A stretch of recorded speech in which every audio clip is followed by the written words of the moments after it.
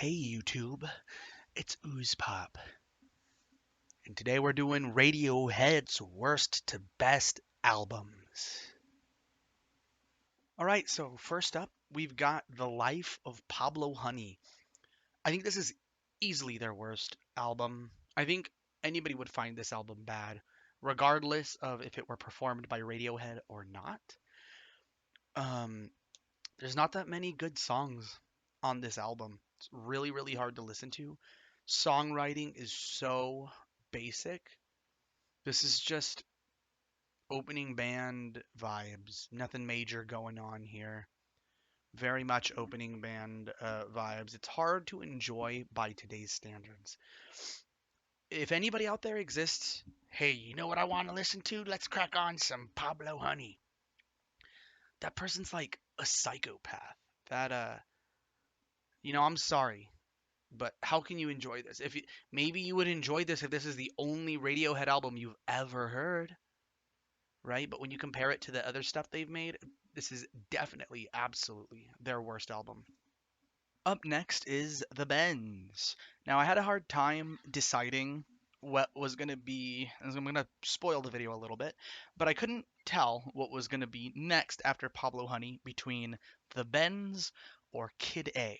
Now, if you look on my album of the year reviews, Kid A will have a lower score than the Bends, but there is a reason why I've placed the Bends here before Kid A in regards to being some of Radiohead's best albums.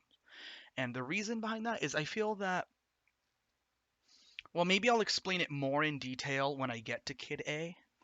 Um, but I think that in general, the Bends might have better songwriting, but the Kid A was more forward thinking artistically. Um, that's my general statement. Now let's get into the specifics of why I like the Bends. The Bends, like I just mentioned, has some timeless songwriting. Now it's still a little bit dad rock, just like Pablo Honey, just a little bit, but not that much. And in fact, these songs are so finely written that it's hard to hate these songs. This is like the exact opposite of Pablo Honey. Basic dad rock songwriting, but the songwriting is so solid and so timeless and so memorable, it's hard to hate these songs. That definitely the Benz has more direction, has more of an idea, more of a concept than Pablo Honey does. And again, I think Pablo Honey had a thick layer of cringe on it. In regards to their discography at large, you might be able to say, yeah, there's a little bit of cringe here on the Benz, but it's not that much. It's significantly less cringe than Pablo Honey. Man, the songs on this album are so good. The titles escape me at the moment. I don't have anything pulled up in front of me. I just have my little notes here. But just straightforward rock songs. You got a lot of acoustic songs. You have just some nice riffs. In the Benz, Radiohead are really coming into their own. Much better, much huge improvement from Pablo Honey. All right, next up, I've got Kid A. Now, if you look at my album of the year ratings, like I mentioned earlier, this album was rated lower than the Bends. Now, I don't know if I'm going to go back and change the ratings or not, but regardless, I think that Kid A deserves to be a little bit higher than the Bends because as much as the Benz is just so solid. Songwriting is fantastic. In Kid A, well, in general, so what I think most Radiohead fans, people who actually dig Radiohead's music, like about their music, it got more experimental and weird. I would say less accessible as they got along. Obviously, their first two albums, I would say, are their easiest to listen to. In Kid A, I feel that Radiohead really started to put their best foot forward in regards to experimentation and doing bold new things. Now there are other albums like OK Computer which came before Kid A, and a lot of people probably prefer that album to Kid A. And I think I also prefer that album to Kid A, but I do think that Kid A was more bold, more forward thinking, had a lot more ambition to it. It's definitely significantly better um, than Pablo Honey, right? Pablo Honey is really, really bad. Um, and so let's also talk about the use of ambience and electronics. You have odd time signatures, which Radiohead aren't new to at this point in their career, but just a lot of ambience as well. There's a lot of moments of just quiet, of relaxed, of just waiting to see what happens. I think that kind of is why I gave this album a 70, closer to a 7 than an 8, right? But again, not bad at all. I think artistically it's really forward thinking. Um, because the songwriting on this album is so experimental, but it works, the results are awesome. The results are beautiful. It was basically it was a bold decision to go towards electronics this strongly, but it still sounds like a rock album and it still sounds like a Radiohead album. So Kid A, definitely a success in that regard. Another cool thing about Kid A, is it's really, really somber. I don't want to say sad, but somber, really serious feeling, despite how electronic it is. And then another cool thing is from here on out in their career, both in regards to the chronologically from worst to best, but also in their career chronologically. Um, once Kid A happens, Kid A is like a milestone. It's kind of like, okay, from here on out, we're gonna do a lot of crazy stuff. What you thought you knew about us, forget about it. From this point on, Radiohead is a new band. That's what I feel like they achieved with Kid A. At number 6 is OK Computer. Obviously a classic. Everybody knows this album. Every Radiohead fan knows this album. Even people who don't really like Radiohead know this album. Now, there's not much I can say about this album. It's just solid. It's got tons of good tracks on it. Definitely a big step up from both um, the Bends and Pablo Honey, especially Pablo Honey. Now the songwriting is innovative here, especially compared to Pablo Honey and the Bends. Maybe not as innovative as Kid A, but I think it lands more times than Kid A does. Like I said, Kid A, as much as I love the album, as forward thinking as it was, um, there were moments of lull, moments of, you know what I mean? You get less of those on OK Computer. Now, there is one song I'll never forgive. Electioneering is not just the worst song on this album. I think it's Radiohead's worst song ever. Um, but if you could just skip that one track, which I definitely can, the rest of the album, fire. Absolutely fantastic. OK Computer is chock full of some of Radiohead's best work, one of some of their most memorable work. It's a lot of their best work is spread around their albums, but a lot of it collectivizes right here on OK Computer. Now, again, like I mentioned, it's a slightly blemished album based on its minor mistakes. Everything it does right more than makes up for that. So from my perspective, just skip electioneering, and you've got a damn great album here. Just skip that one track, and you've got an amazing effing album. All right, at number 5, we've got Hail to the Thief. Awesome freaking album. I kind of wish I would have put this one a little higher, but that's the problem with these worst to best. It becomes really difficult, especially the closer you get to number 1, which to decide which albums you like more than others. But I think Hail to the Thief belongs right here. Now, what I like a lot about Hail to the Thief is there's just a perfect blend of the electronic elements of Kid A with the songwriting elements of OK Computer. Freaking awesome stuff. The guitar work is so smooth. I'm a big, big fan of guitar. And the guitar on this album impresses me quite a bit. Very just solid, effortless, smooth. Mwah, chef's kiss. Very clean. I think this album continues that innovative, forward-thinking creativeness. We're no longer in the realm of dad rock. I mean, we were already. It was already far from sight, right? With OK Computer and Kid A. It's already far from sight.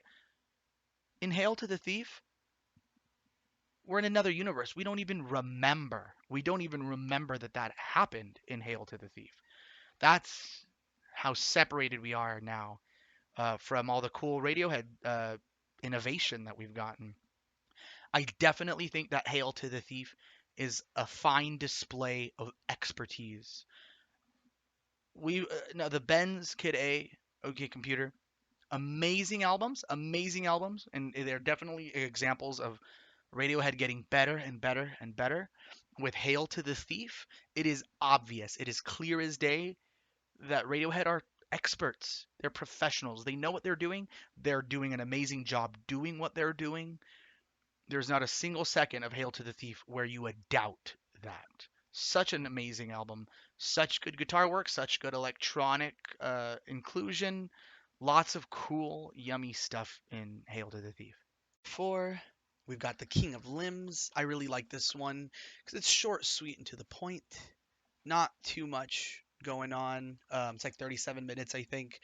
Um, it's more centered on those straight, locked in rhythms, just solid BPM on most of these songs, which is kind of unique for Radiohead. A lot of their stuff would kind of vary. You can kind of get some twists and turns, you know what I mean? Not too much of that on King of Limbs, but I don't think that's for worse. In fact, I think the King of Limbs. I'm a big fan of innovation. I'm a big fan of when artists and bands push forward, and yeah, I'm really big on that.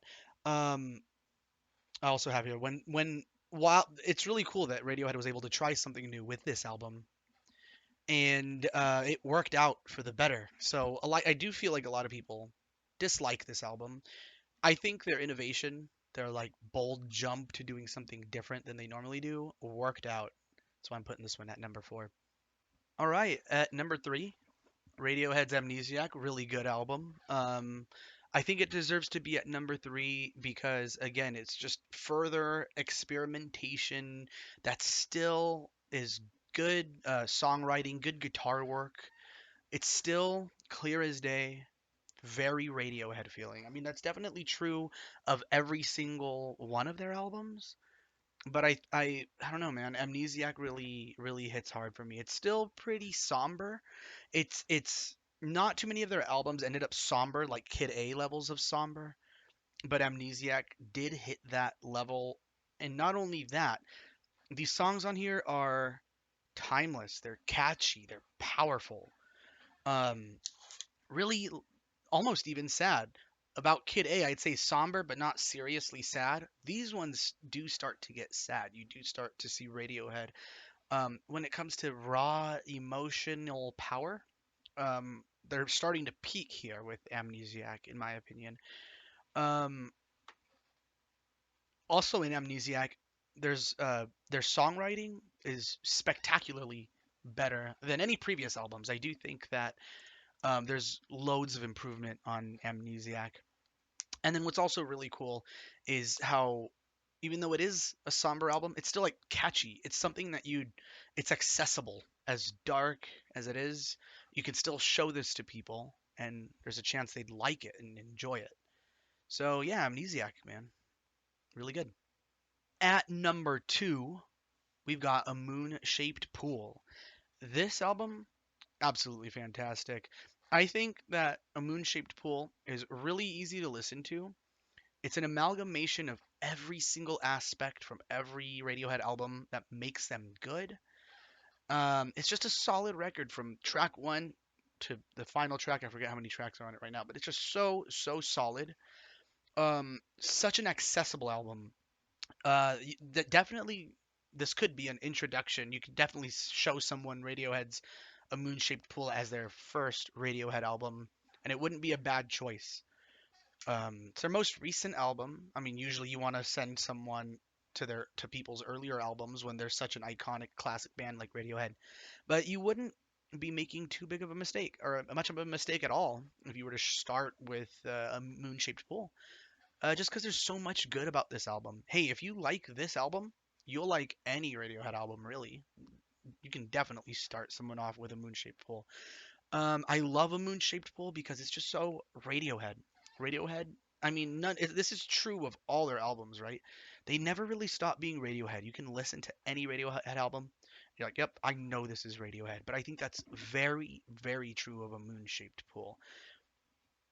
It like I said, they take every aspect that they know makes them identifiable and good, and they fine tune it to a T here. And I think this album is awesome. Finally, at number one, as if you couldn't guess, In Rainbows. This is definitely my favorite Radiohead album. It instantly clicked when I first heard it, just because every aspect of it is exactly what I like.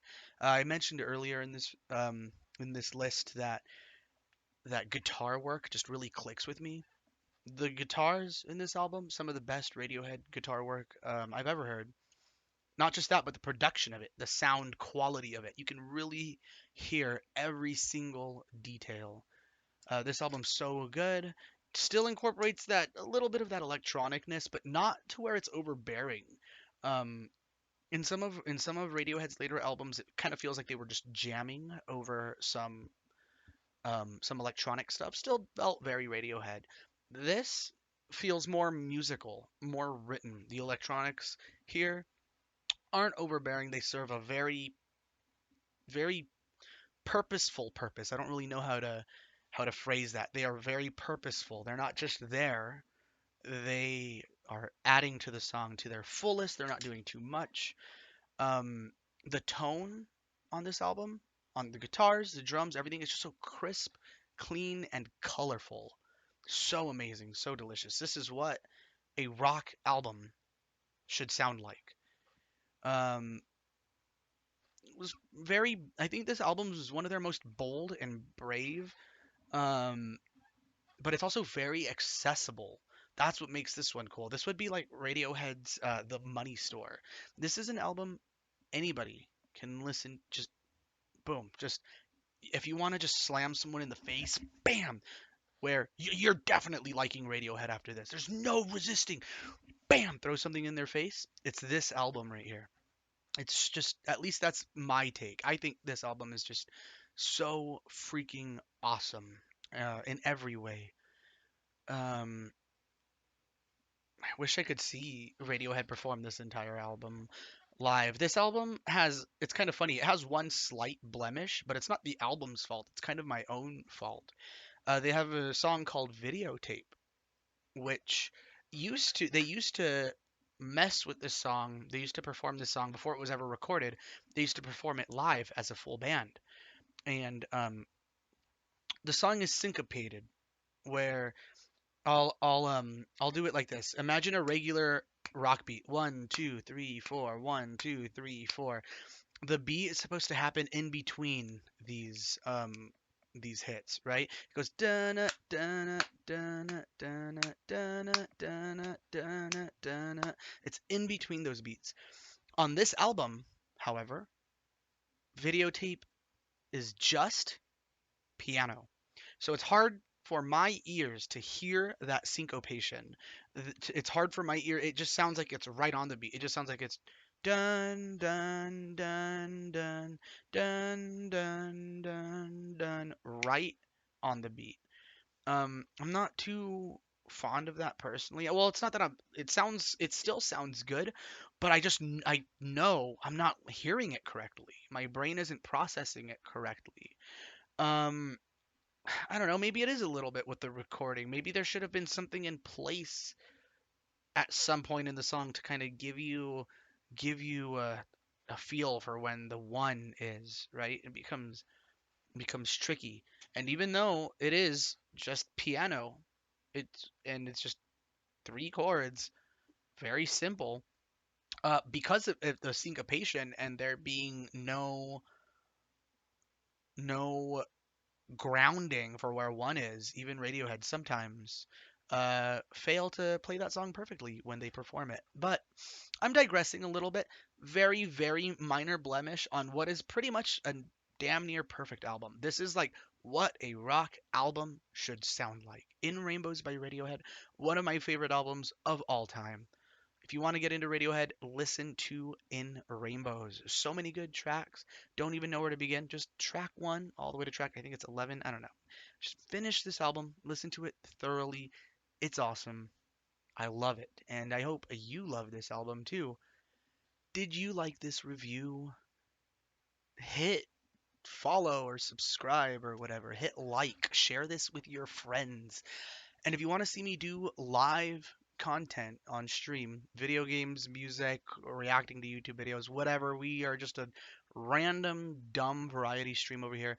Um, uh, go to twitch.tv/oozePOP for really good content. I actually recorded this YouTube video live on Twitch with people with fantastic people in the chat like Aqueous Rook, Germ Bubble, and yet son of a bitch, Creighton JK. You made it to the YouTube video, you stupid bitch.